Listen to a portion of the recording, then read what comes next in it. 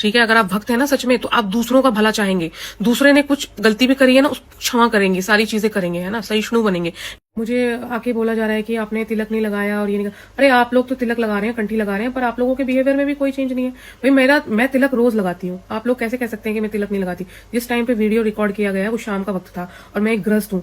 50,000 काम होते हैं घर में, कभी मुंह भी धोना पड़ता है, और अभी का भी जो टाइम है ना वो रात का ही टाइम है। जो मेरे को अभी टाइम मिला है वीडियो रिकॉर्ड करने के लिए, तो मैं अब कर रही हूँ बैठ के। तो इस टाइम पे तिलक पॉसिबल नहीं है, आप फेस वॉश कर चुके होते हो, बहुत चीजें होती हैं, तो इस बेसिस पे आप किसी को जज नहीं कर सकते। कमेंट्स में मुझे लोग बोल रहे हैं कि आप इस्कॉन को डिफेम कर रही हैं। मेरे को मैं कोई भी नहीं हूँ इस्कॉन को डिफेम करने वाली। मेरी कंप्लेन इस्कॉन नोएडा मैनेजमेंट से है, जो नया मैनेजमेंट आया है, नए नए चेंजेस लेके आ रहा है, कभी भी कुछ भी चेंज हो जाता है। मेरा सवाल और मेरा जो भी चीजें था वो उनसे है, ठीक है। अगर आप बात करना चाहते हैं ना सर्विसेज की, तो आप इस्कॉन ग्रेटर कैलाश जाके देखिए, या फिर इस्कॉन पुणे जाके देखिए, वहां पे उनकी सर्विसेज देखिए, उनका प्रसादम देखिए, उनकी व्यवस्थाएं देखिए, और एक हमारा टेम्पल है। मैं तो क्या ही बोलूंगी, आप अपने गूगल रिव्यूज चेक करिए। जितने भी नए लोग हैं, जो भक्त होगा, जो बहुत टाइम से आ रहा है जा रहा है, वो एक बार को इग्नोर कर देगा चीजों को छोड़ के, बट जो नया है, जिसको जुड़ना है, जिसके अंदर जो एक होप लेके आया था कि मुझे मंदिर से एसोसिएट होना है, क्या वो जुड़ेगा? कभी नहीं जुड़ेगा। कोई ये सब वीडियोस देखेगा या फिर कोई इस सब चीजों के बारे में जानेगा जिसको पता ही नहीं है कि कृष्णा कॉन्शियसनेस क्या है, उसका तो भगवान पर से ही विश्वास उठ जाएगा।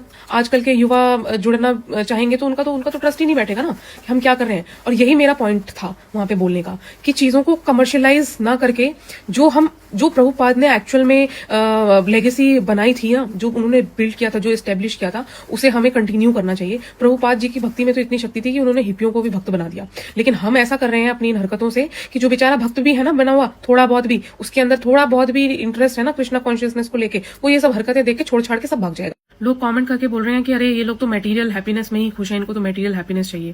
भाई मटेरियलिस्टिक वर्ल्ड में है तो मटेरियलिस्टिक चीजें तो चाहिए ही होंगी।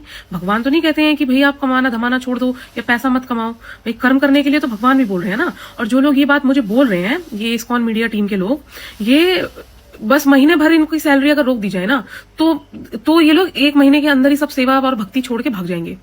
और सबसे हैरानी की बात यह है कि जो लोग मुझे कमेंट्स में गीता का ज्ञान या भक्ति का ज्ञान दे रहे हैं ना, वो लोगों का खुद ही यूट्यूब चैनल बना हुआ है, खुद ही इंस्टाग्राम पेजेस बने हुए हैं, जहां पे वो लोग मिलियंस में व्यूज कमा रहे हैं, यूट्यूब से अर्न कर रहे हैं अच्छा खासा सब्सक्राइबर्स लेके।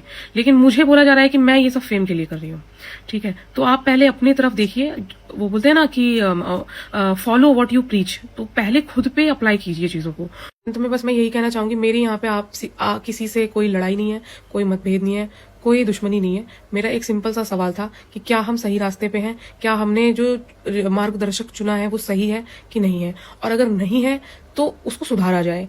हरे कृष्णा।